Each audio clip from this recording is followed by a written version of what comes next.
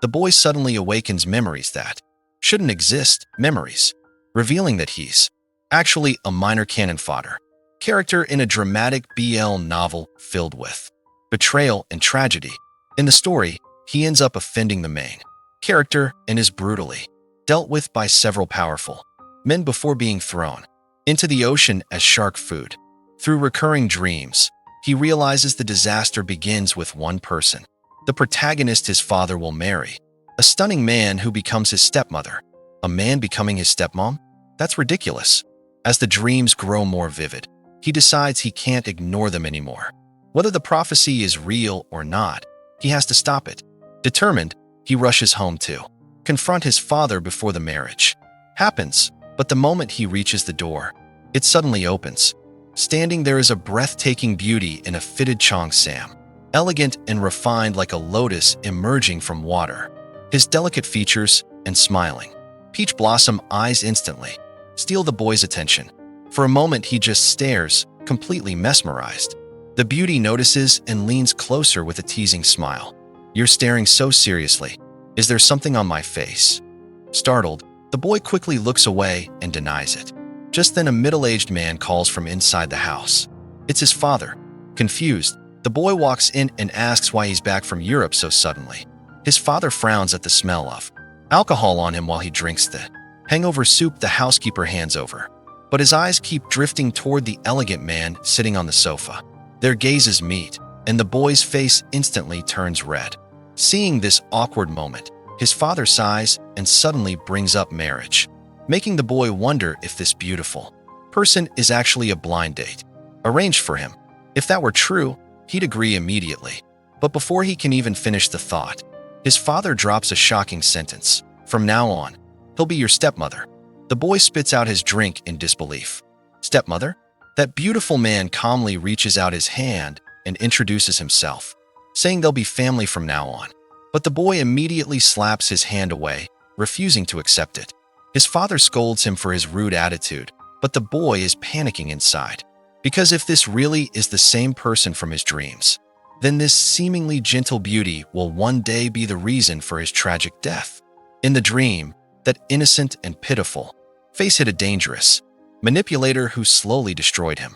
Watching the man now pretend to look hurt, eyes turning red as if about to cry, the boy starts sweating. The nightmare is unfolding exactly as he saw it. If this marriage happens, his fate is sealed.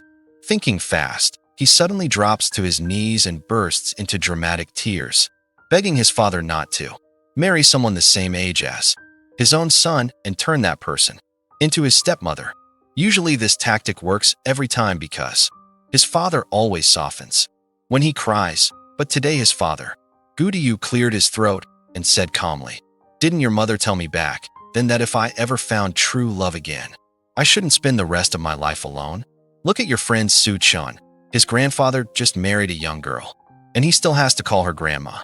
Don't worry, no one will laugh at you." Hearing this, Gucci felt his heart sink. Did his father think he was just embarrassed? He wasn't worried about losing face. He was worried they might lose their lives. Furious, he pointed at Ming and shouted that as long as that man stayed in the house, he would leave. But before he could continue, his father coldly said 3 words, "Then leave." The words stunned him instantly. Ming, who had been silent the whole time, finally spoke gently, asking if Gucci had any better ideas. That calm tone only made Gucci angrier, and he stormed out after warning him to just wait and see. Behind him, Gudiyu sighed and apologized to Ming, explaining that his son had been spoiled since childhood.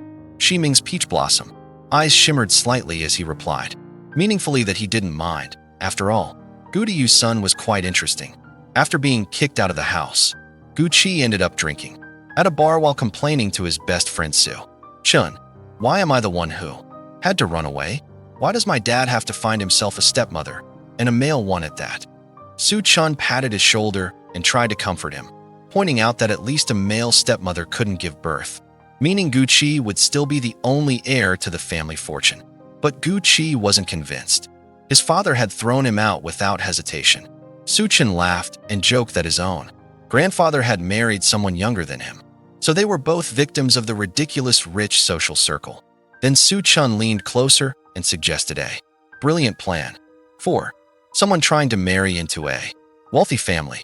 The most important thing was reputation. If a scandal ruined their image, they would never succeed. Since Gucci admitted that his stepmother was very attractive, Suchin suggested he seduce first. After all, his father wouldn't really kill his own son. Hearing this outrageous idea made Gucci's head spin, and he threatened to beat Suchin instead. But before he could continue arguing, he suddenly noticed someone standing at the corner of the bar. A tall man with long dark hair draped over his shoulders was watching him under the colorful club lights. His flawless face looked even more mysterious, and those beautiful peach blossom eyes seemed to sparkle with amusement. It was Xi Ming. Realizing he had just been caught talking badly about him, Gucci immediately sent his confused friend away and reluctantly followed Xi Ming into a private room. Panic filled his mind. Had Xi Ming heard everything? Did he follow him here? Trying to stay calm, Gucci snorted and warned him that his father hated bars, and if he found out Xi Ming came here, his plan to marry into the Gu family would fail. But Xi Ming only stepped closer slowly, his voice calm and curious. Young Master Gu seems to dislike me very much. Did I do something to make you hate me? His charming gaze seemed almost hypnotic. Gucci forced himself to stay calm, even though his heartbeat was racing. Avoiding Xi Ming's gaze, he said stiffly that he simply disliked him and that if Xi Ming knew what was good for him, he should leave the Gu family on his own terms. He even offered money to make it happen. Xi Ming only smiled faintly and patted his shoulder, reminding him bluntly that any money Gucci had still belonged to his father, so there was no way he could offer more than Mr. Gu himself. The words made Gucci feel as if he had been looked down on, but he quickly reminded himself that he was the one who knew the script of the future and couldn't let this man lead him around. After calming down, he tried again, saying that Xi Ming probably didn't truly want to marry his father anyway, and that if he named a price, Gucci could find a way to pay it. In the original story, Xi Ming had once had a childhood sweetheart he cared about deeply, so Gucci believed that if Xi Ming had the chance to leave the Gu family, he would never tie his life to an older man in a wheelchair. Xi Ming studied him silently, a faint glimmer passing through his eyes, then said that whatever money he wanted Mr. Gu could easily provide. But there was one thing Gucci could help him with. Pulling Gucci closer and forcing him to sit down, Xi Ming lowered his voice and said the name Linen. Gucci froze. Linen was his adoptive older brother, and one of the powerful figures destined to ruin his life in the future.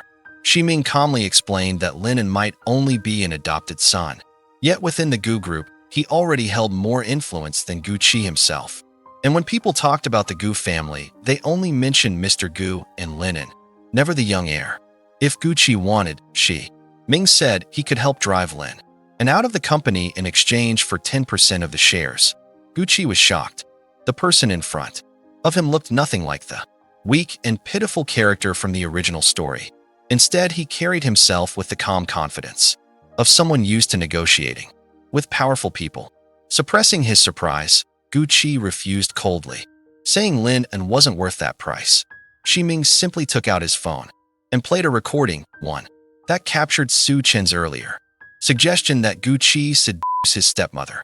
Hearing it made Gucci panic and lunge for the phone, but Xi Ming pulled it away easily, teasing him that it seemed the young master really did like his face. Embarrassed and flustered, Gucci found himself suddenly pinned in an awkward position while Xi Ming leaned close and asked softly whether he liked seeing him in dresses. The closeness and the scent of perfume made Gucci's thoughts spin. When Gucci threatened to tell his father, Xi Ming burst out, laughing, and called him adorable. For someone who still ran to complain to his parents, pretending to give up, Xi Ming said he would find another partner instead and turned to leave. But Gucci grabbed his sleeve and demanded to know why he wanted to target Lin, and Xi Ming explained that Mr. Gu planned to give him control of the Swiss branch, so Gucci could think of Lin and as a troublesome colleague he intended to deal with. Though the explanation sounded suspicious, Gucci realized their goals aligned, and after thinking it over he agreed to help remove Lin and from the Gu group as long as it didn't drag him down as well. Xi Ming smiled lightly as if he had expected that answer all along and said that from now on, they were partners. After Xi Ming left, Gucci finally recovered from the encounter. reminding himself not to be distracted by that charming face. Meanwhile, Ming had come to the bar hoping to encounter another dangerous person from the future, but instead he found Gu Qi, spoiled but straightforward, someone who might actually make a useful ally. Gu Qi, however, was thinking about Lin. And years earlier he had been kidnapped as a child, and everyone believed the family driver died, heroically trying to save him. Out of guilt, Mr. Gu adopted the driver's son, Lin, who later rose through the company to become vice president while Gu Qi gained a reputation as a useless heir. But Gu Qi knew the truth. The kidnapping had been planned with the driver's help, and the driver only died because his accomplices turned on him during a dispute over the money. If Lin had stayed grateful and loyal, Gu Qi could have treated him like a real brother. But in the future, Lin would betray the family, destroy the company, and even send Mr. Gu to prison. Furious, Gu Qi called his father to explain everything. But Mr. Gu simply assumed he was drunk again and told him to come home. Realizing he couldn't reveal the future so easily, Gu Qi hung up in frustration. Still, he now had an unexpected ally, Ming. Trying to focus on something practical, he called someone inside the company to ask what meeting was happening and whether Lin was there. Soon he received a secretly taken photo from the meeting room.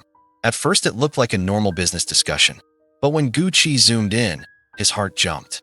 In Lin's hand was a USB drive that absolutely shouldn't have been there, a drive belonging to his boss containing confidential resort project data that was supposed to be handed to Gu Qi later. The moment he recognized it, Gu Qi understood something terrifying. Lin's betrayal had begun long before the future he remembered. Gritting his teeth, he immediately dialed Lin's number. A steady male voice came through the phone. "What's wrong, Xiaoqi?" Gu Qi immediately put on a drunken tone. "Bro, I drank too much. Can you come pick me up?" Lin agreed quickly. After hanging up, Gu Qi let out a cold laugh. He still couldn't figure out why Lin was so interested in the resort project.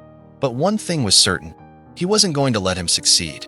About half an hour later, the private room door opened and Lin appeared in a sharp business suit. He calmly helped Gu Qi into the car and drove him home himself, showing no hint of irritation the entire time. Watching him act so patiently made Gu Qi feel a bit ridiculous. If he didn't already know Lin's true nature, he might have believed the act. Sitting in the passenger seat, Gu Qi casually asked, "Brother, do you know anything about the resort project?" For a brief moment, Lin's hands tightened on the steering wheel before he glanced over with his usual composed smile. "I'm not very familiar with that project. Why do you ask?" Gu Qi shrugged. "You're the company's vice president. Don't you review most projects?" Lin replied calmly that the project was directly under Mr. Gu and he didn't have the authority to question it too much. Given his position, Gu Qi chuckled quietly to himself, thinking that if Lin truly lacked authority, then how had that USB drive ended up in his hands? When they arrived at the Gu family mansion, Lin was about to leave when Gu Qi stopped him and whispered something near his ear. "Dad's back. Aren't you going to greet him? Oh, and by the way, he brought someone home, a stepmother for us. His name is Ming, and he's a man." Lin looked genuinely shocked, which made Gu Qi realize that Lin probably didn't know Ming yet. That made things even more interesting. Inside the living room, bright lights illuminated Mr. Gu and Ming sitting together watching television. Ming wore a white dress with his hair loosely tied back, looking calm and elegant. As Lin greeted Mr. Gu, his gaze drifted toward Ming and lingered there, almost frozen. Mr. Gu didn't notice, but Gu Qi certainly did. To his surprise, Lin's face even flushed slightly. Gu Qi almost laughed out loud. Was this really love at first sight? As he sat down, Gu Qi deliberately caught Ming's eye and gave him a playful wink, silently implying that he had brought Lin home just as promised. Ming only smiled faintly in response. Meanwhile, Mr. Gu began lecturing Gu Qi again about being lazy and not taking responsibility. Pretending to be casual, Gu Qi asked when he could join the resort project team. Lin's fingers tightened on his pants as he suggested that giving such an important project to someone inexperienced might be too rushed. But Mr. Gu simply laughed and said he had already arranged someone to help him. Ming nodded obediently, saying he would assist however needed. That single sentence instantly lifted Gu Qi's mood. Lin tried to argue further, but Mr. Gu cut him off, saying Gucci needed to start learning how to handle things himself if he was going to inherit the company. Later that night, Mr. Gu grew tired and asked Shi Ming to escort him back to his room. Gucci noticed that Lin An's gaze followed Shi Ming the entire time. With a teasing smile, he asked his brother if he disliked their new stepmother. Lin An quickly denied it, but when Gucci joked that he must actually like him, Lin An's calm expression flickered for a split second. The next morning, Gucci woke up early and went downstairs to find a lavish breakfast spread waiting. He had secretly called Lin An home the night before, expecting some sort of dramatic confrontation between the new stepmother and stepson, but nothing had happened, which left him strangely disappointed. While chewing on a piece of bread, he suddenly felt someone lightly brush against his leg under the table. Startled, he looked up at Shi Ming across from him. Shi Ming stood up calmly and said he was going to take a walk in the garden. While Mr. Gu discussed company matters with Lin and Gu, Chi wiped his mouth slowly, immediately understanding the hint, and followed him outside. In the small garden, Shi Ming stood in the sunlight wearing a simple white dress. Looking almost peaceful, he suddenly asked Gucci for help obtaining the guest list for Mr. Gu's upcoming birthday banquet, along with details about the guests' backgrounds and relationships. Gucci was puzzled, since Lin An usually handled those things. As he hesitated, Shi Ming leaned closer and whispered near his ear that if Chi truly wanted to drive him out of the Gu family, then he should at least help him prepare a backup plan by choosing a wealthy patron for his future. The sudden closeness made Gucci flustered, and he quickly stepped back, muttering that Shi Ming should speak normally instead of getting so close. As Gucci hurried away, Shi Ming watched him go, the playful smile fading from his face and replaced by a cold, calculating expression.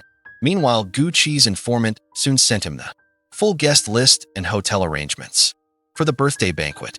The main hall would be on the 12th floor, while VIP rooms were on the 18th floor. Shi Ming in room 1806 and Lin and in room 1809 directly across the hall. Seeing the numbers made Gucci grind his teeth. In the original story, Lin An had once pretended to drunkenly enter the wrong room at a banquet and nearly caused a scandal with Shi Ming by claiming the room number sign had fallen off. Looking at the layout now, it was obvious Lin An intended to use the exact same trick again to trap Shi Ming. Gucci stared at the list with a cold smile. Nice plan, but not this time. In the original timeline, that incident happened later, so his interference might have pushed the plot forward earlier than expected. His eyes moved to another name on the guest list, Feng Jing, his uncle. To his surprise, Feng Jing was also one of the 4 scumbag male leads in the story. Gucci decided it would be safer to prepare for everything. Fortunately, having many well-connected friends finally proved useful. After making a few calls, he arranged things so that Shi Ming, Lin An, and Feng Jing would all appear at the same gathering. He smirked to himself. He wanted to see whether this would become the first real battlefield between them. Meanwhile, Shi Ming was peeling lotus pods when Gucci arrived and waved the documents in his hand. Here's the information you wanted. Shi Ming paused briefly and mentioned that Gucci's father had already gone to the company early in the morning. Gucci nodded, explaining that although Lin An handled most company matters, major decisions were still controlled by his father. Shi Ming casually handed him some freshly peeled lotus seeds. The housekeeper said he liked. Gucci accepted them without hesitation, while secretly observing Shi Ming from the corner of his eye. The rumors saying Shi Ming resembled his mother were clearly nonsense. His long legs and striking presence felt far more bold and dangerous than the gentle elegance his mother once had.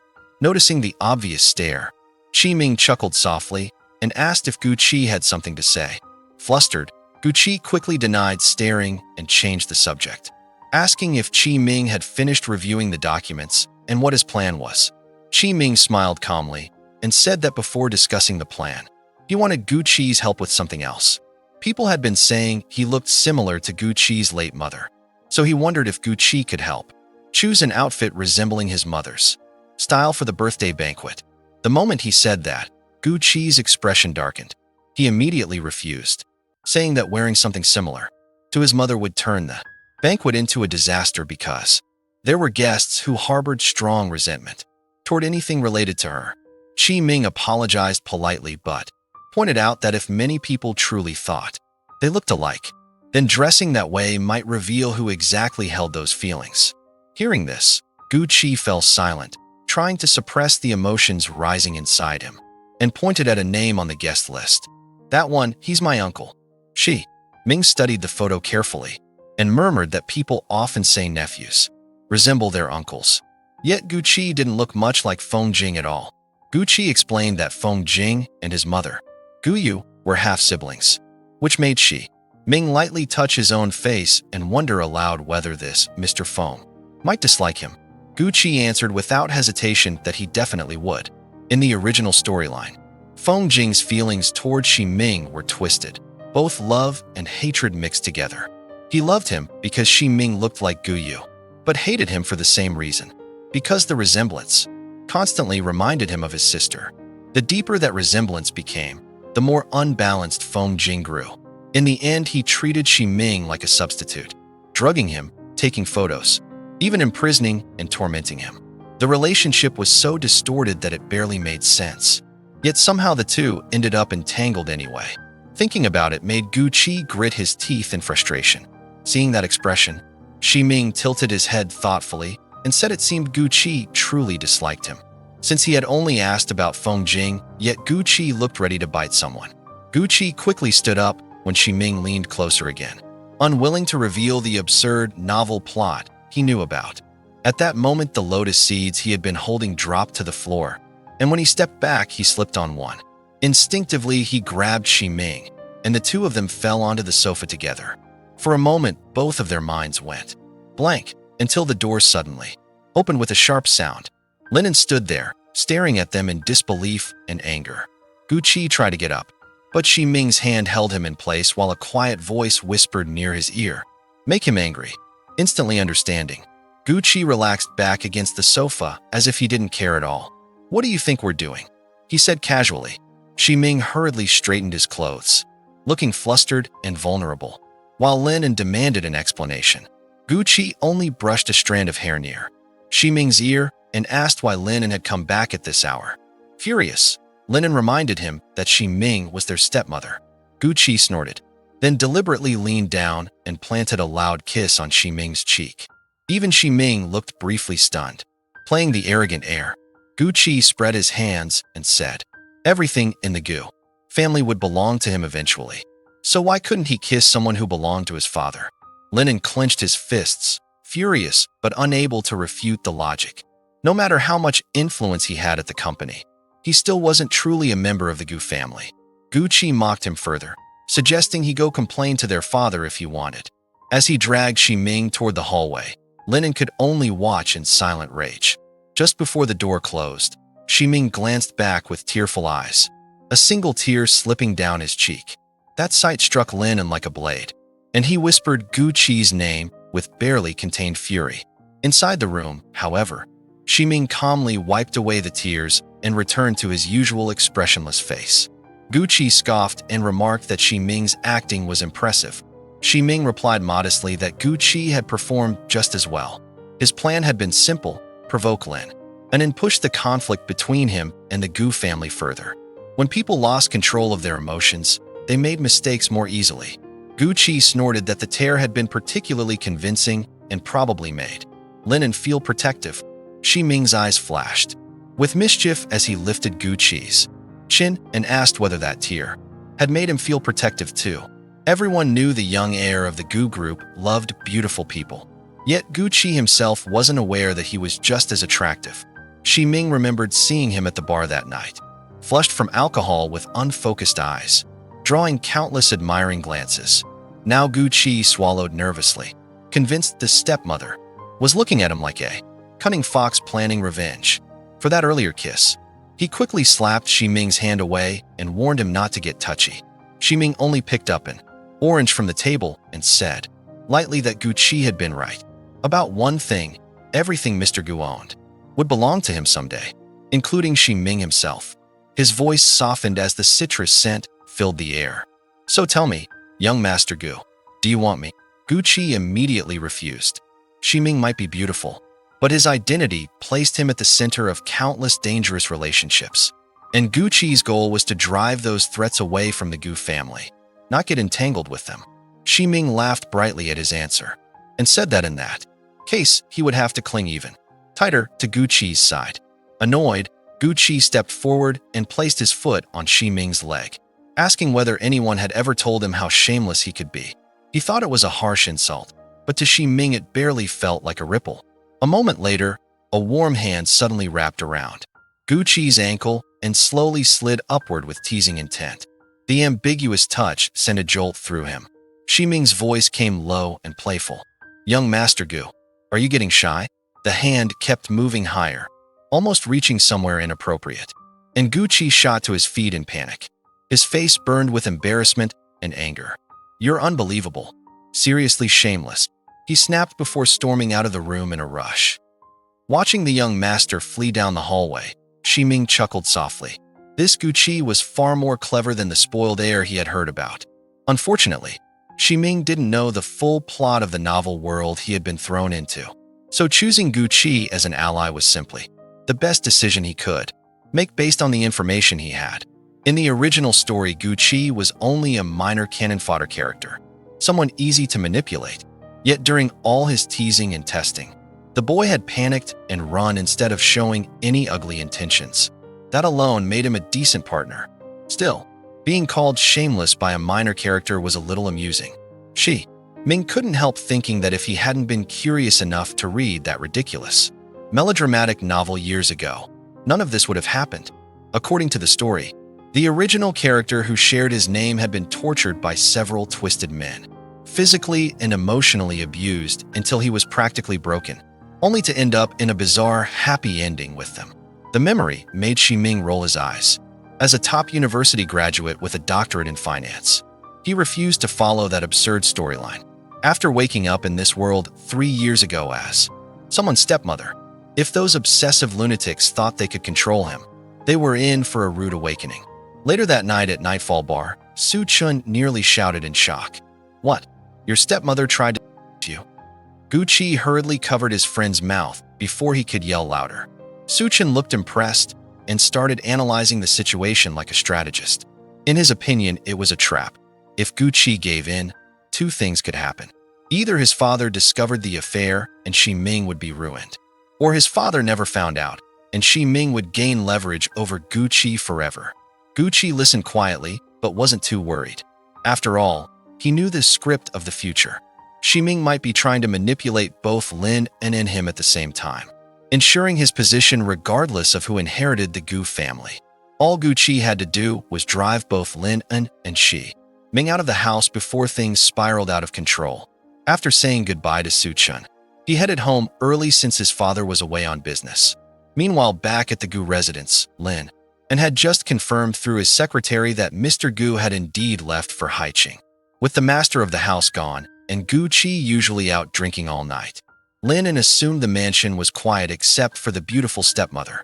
The events from earlier that day replayed endlessly in his mind. From the moment he first saw Ximing, an intense desire had taken root. Moving silently down the hallway, he opened Ximing's bedroom door and raised a camera. Moonlight streamed through the window, casting a soft glow over the sleeping figure on the bed. Lin watched greedily through the lens, slowly approaching the bedside.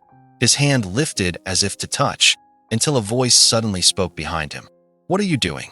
Startled, Lin turned to see Gucci standing at the doorway. Gucci immediately pretended to be drunk. "My door won't open. Come help me," he slurred. Lin narrowed his eyes suspiciously, but eventually set the camera aside and escorted Gucci away. As the door closed, the room returned to silence. On the bed, Ximing slowly opened his eyes, perfectly awake. In his hand was a handkerchief, soaked with sleeping medication, that he had prepared earlier. He sighed quietly. What a pity, didn't get to use it. If Gucci had arrived a little later, Ximing planned to knock Lin unconscious and stage the scene to make it look like Lin drunkenly stumbled out of the window. Clean and simple. Now that opportunity was gone. In the other room, Gucci was unceremoniously dumped onto his bed. He pretended to stay asleep until Lin finally left. Only then did he release a long breath of relief.